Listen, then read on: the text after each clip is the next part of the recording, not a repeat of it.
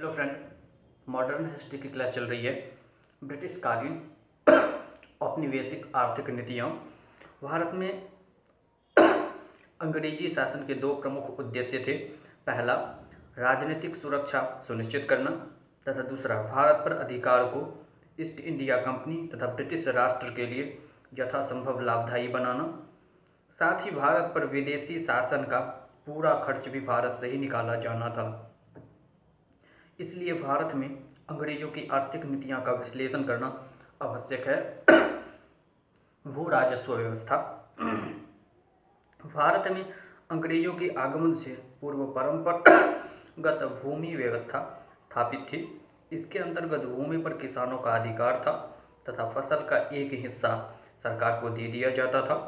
East India company ने 1765 ईसा में इलाहाबाद की संधि द्वारा बंगाल, बिहार तथा उड़ीसा की दीवानी प्राप्त कर ली। भारत में कृषि आमदनी का प्रमुख साधन था, अतः कंपनी ने कृषि में राजस्व प्राप्त करने के लिए इस ओर ध्यान दिया। अधिक से अधिक भूमि कर प्राप्त करने के लिए सबसे पहले वारेन हेस्टिंग्स ने 1772 ईसा में पंचवर्षीय बंदोबस्त लागू किया, जिसे फार्मिंग सिस्टम इजारेदारी प्रथा के नाम से जाना गया। इस व्यवस्था में कंपनी किसी क्षेत्र या जिले के भू क्षेत्र से राजस्व वसूली की जिम्मेदारी उसे सौंपती थी जो अधिक बोली लगाता था। 1776 ईसा में पंचवर्षीय बंदोबस्त को समाप्त कर एक वर्षीय प्रणाली अपनाई गई। इस बंदोबस्त में जमींदारों को महत्व दिया गया। 1781 ईसा में इस प्रणाली में सुधार करते हुए कलकत्ता में राजस्व समिति रेवेन्यू कमेटी स्थापित की गई। ब्रिटिश सरकार का प्रमुख उद्देश्य अधिक से अधिक राजस्व एकत्रित करना था।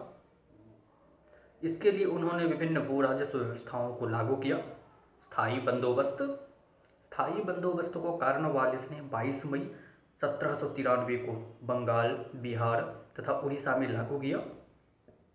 इस व्यवस्था को जागीरदारी, इस्तमरारी, मालगुजारी तथा बीसवेदारी आदि नाम से जाना जाता था। वस्तुतः 1784 के पिट्स इंडिया एक्ट में कंपनी को भूमि के स्थायी प्रबंधन की सलाह दी गई थी। कॉर्नवालिस के समक्ष प्रश्न यह था कि जमींदार को कर संग्रहकर्ता माना जाए अथवा भूस्वामी। इस विषय में जॉन सोर तथा जेम्स ग्रांट के विचार परस्पर विरोधी थे। कॉर्नवालिस ने सोर के विचार का समर्थन किया और उसके अनुरूप 1790 ईसा में 10 वर्षीय लगान व्यवस्था लागू की, जिसे 1793 ईसा में स्थायी बना दिया गया। यही स्थायी बंदोबस्त अथवा इस्तमरारी बंदोबस्त के नाम से जाना जाता है। स्थायी बंदोबस्त प्रणाली को सर्वप्रथम बंगाल, बिहार और उड़ीसा में लागू किया गया था। 1793 ईसा में रेगुलेशन के तहत एक सूर्यास्त कानून पारित किया गया, जिसके अनुसार अगर निश्चित तिथि की शाम तक जमींदार भू राजस्व चुकता नहीं करता है तो संबंधित जमींदार को की जमींदारी नीलाम कर दी जाती थी। यह जमींदारी व्यवस्था बंगाल, बिहार, उड़ीसा, उत्तर प्रदेश के बनारस डिवीजन, उत्तरी कर्नाटक में लागू की गई थी। यह कुल ब्रिटिश भारत के 19% भाग में लागू थी। स्थायी बंदोबस्त इस्तमरारी व्यवस्था के प्रमुख प्रावधान थे। जमींदारों से लिया जाने वाला भूमि कर स्थायी कर दिया गया। जमींदारों एवं मध्यस्थों को संबंधित क्षेत्रों के जमींदारों का भूस्वामी प्रदान किया गया। भूमि कर का 10/11 भाग कंपनी को दिया गया। कर न देने पर जमींदारों से जमीन छीन ली जाती थी। रैयतवाड़ी व्यवस्था। सर्वप्रथम 1792 ईसा में तमिलनाडु के बारामहल में रीड ने इसे 10 वर्षों के लिए लागू किया। 1820 ईसा में मद्रास प्रेसिडेंसी में थॉमस मुनरो एवं एलेक्जेंडर रीड की संस्तुतियों के आधार पर रैयतवाड़ी व्यवस्था लागू की गई। 1820 ईसा में कंपनी ने इसे कर्नाटक के अनेक क्षेत्रों में भी लागू किया था। रैयतवाड़ी व्यवस्था में रैयत को भूस्वामी मान लिया गया था। भारत के सबसे बड़े भाग में रैयतवाड़ी व्यवस्था लागू की गई थी। यह मद्रास, बम्बई तथा कुछ अन्य भागों में लागू थी, जो कुछ क्षेत्रों के 51% भाग के बराबर थी। इस भू राजस्व व्यवस्था की प्रमुख विशेषताएं निम्नलिखित थीं। किसानों से सीधे 33% भू राजस्व वसूला जाता था। जो कृषक जितनी भूमि जोतता था उसे उसका स्वामी मान लिया गया, बशर्ते वह समय पर भू राजस्व अदा करता रहे। माल गुजारी न भरने पर किसानों की जमीनें बेच दी जाती थीं। मालवाड़ी व्यवस्था। रैयतवाड़ी एवं स्थायी बंदोबस्त की असफलता के बाद मालवाड़ी व्यवस्था का प्रस्ताव सर्वप्रथम 1758 1819 ईसा में हॉल्ट मैकेंजी द्वारा लाया गया। इस प्रस्ताव को 1822 ईसा के रेगुलेशन 7 द्वारा कानूनी रूप प्रदान किया गया। भू राजस्व के सुरक्षार्थ इस व्यवस्था को मुख्यतः गंगा घाटी, मध्य भारत, उत्तरी पश्चिमी प्रांत तथा पंजाब में लागू किया गया। यह व्यवस्था कुल भूभाग के 30% भाग पर लागू थी। इस व्यवस्था के प्रमुख प्रावधान थे: मालगुजारी का बंदोबस्त अलग अलग गांवों के मुखिया या प्रांत निधि लंबरदार के साथ किया गया। सारे गांवों से राजस्व वसूलने का उत्तरदायित्व इसी पर होता था। जहां जमींदार लगान वसूल करते थे वहां लगान भूमि किराए का 30% था। जहां भूमि ग्राम समाज की समृद्ध भूमि थी वहां कर भूमि किराए का 95% था। भूमि अधिकार तथा लगान देने के अधिकार वंशानुगत माने गए, परंतु सही अर्थों में भूमि सरकार के पास बंधक होती थी। 1833 ईसा में इस व्यवस्था में बैंकटिंग के काल में रेगुलेशन 9 के अंतर्गत परिवर्तन लाया गया। नई भूमि योजना मार्टिन बर्ड के निर्देशन में बनी।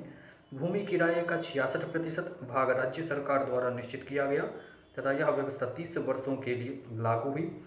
सहारनपुर के कृषक विद्रोह के बाद इसे घटाकर 50% कर दिया गया।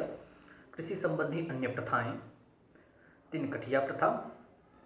चंपारण बिहार के किसानों को इस प्रथा के तहत अंग्रेज नील बागानों के अनुबंध स्वरूप अपनी जमीन के 3/20 भाग पर नील की खेती करनी पड़ती थी। दुबला हाली प्रथा सूरत में प्रचलित। इस प्रथा के अनुसार दुबला हाली भूदास अपनी संपत्ति एवं स्वयं का संरक्षक अपने मालिकों को मानते थे। कनियौठी प्रथा, यह प्रथा बिहार एवं उड़ीसा में प्रचलित थी। इस प्रथा के अनुसार कृषि दास के रूप में खेती करने वाली कमियां जाति अपने मालिकों से मिले ऋण के ब्याज के बदले जीवन भर उनकी सेवा करते थे। तालुकदारी व्यवस्था, यह व्यवस्था केवल अवध के जिले में लागू थी। यह व्यवस्था तालुकदार द्वारा संचालित होती थी।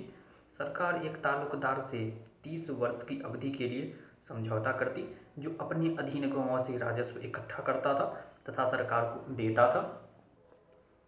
कृषि का वाणिज्यीकरण, कृषि के वाणिज्यीकरण का तात्पर्य परंपरागत फसलों के बदले नकदी फसलों के उत्पादन को प्रोत्साहन देना था। आरंभ में भारतीय सामान खरीदने के लिए कंपनी को बुलियन का आयात करना पड़ता था। बुलियन को अधिक समय तक आयात न किया जाए, इसके लिए उसने भारतीय जनता से करों की वसूली की तथा इस योजना को क्रियान्वित करते हुए कृषि का वाणिज्यीकरण किया। कृषि के वाणिज्यीकरण के तहत नील, कच्चा रेशम, कपास, अफीम तथा चाय की उपज पर विशेष रूप से ध्यान केंद्रित किया गया। वारेन हेस्टिंग्स ने 1773 ईसा में पहली बार अफीम की खेती को कंपनी के एकाधिकार में लिया। अफीम का निर्यात चीन के लिए होता था। कृषि का वाणिज्यीकरण किसानों के लिए एक लाभप्रद प्रक्रिया थी, लेकिन ब्रिटिश कंपनी ने इसका लाभ स्वयं उठाया तथा किसान बर्बाद हो गए। किसानों के पास आधुनिक संयंत्र नहीं थे, अतः वह खेती के लिए भी ब्रिटिश व्यापारियों पर निर्भर होते थे। ब्रिटिश व्यापारियों ने अपने लाभ के लिए कृषि उत्पादों के चयन पर बल दिया, जिसमें नील, कपास तथा चाय प्रमुख थे। भारत में पहला चाय बागान असम में 1835 ईसा में लगाया गया। चाय बागानों में कार्य करने के लिए प्रायः छोटे नागपुर तथा उसके आसपास के क्षेत्रों में बंधुआ मजदूरों को लाया जाता था। कृषि के वाणिज्यीकरण का असर विभिन्न अकालों के रूप में देखने को मिला, क्योंकि वाणिज्यिक फसलों पर अधिक बल दिए जाने के कारण फलस्वरूप मोटे अनाजों की कमी पड़ गई, जो आम जनता का मुख्य आहार था। राष्ट्रवादी नेताओं के संघर्ष तथा विभिन्न जनविद्रोहों के बाद 1880 ईसा में दुर्भिक्ष आयोग फेमिन कमीशन गठित किया गया।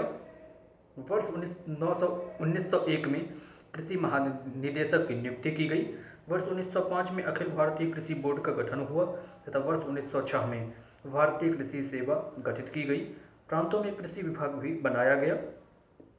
औपनिवेशिक शासन के अंतर्गत लाए गए व्यवसायीकरण ने भारत में भुखमरी तथा दरिद्रीकरण को प्रोत्साहित किया। अंग्रेजों को भू राजस्व की बढ़ी हुई राशि सुगमता से प्राप्त हुई। ब्रिटेन के कारखानों के लिए कच्चे माल की उपलब्धता सुनिश्चित हुई तथा स्वनिर्भर ग्रामीण अर्थव्यवस्था विश्व अर्थव्यवस्था से जुड़ गई। कृषि का पूंजीवादी स्थानांतरण हुआ। ग्रामीण ऋणग्रस्तता में वृद्धि हुई, जिससे किसानों की क्रय शक्ति में कमी आई।